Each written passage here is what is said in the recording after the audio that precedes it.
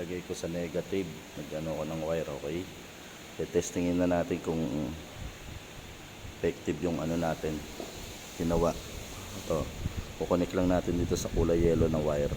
Ito yung para umangat yung ano, yung gas gauge. Tingnan natin kung aangat. Right tingnan mo kung aangat go. Yan na. Malabo.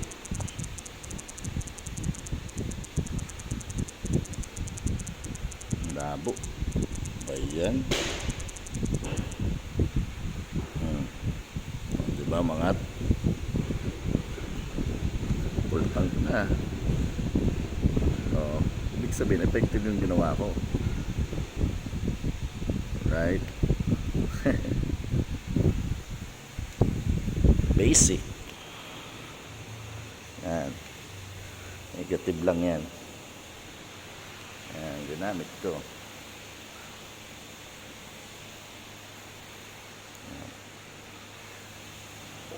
Alright.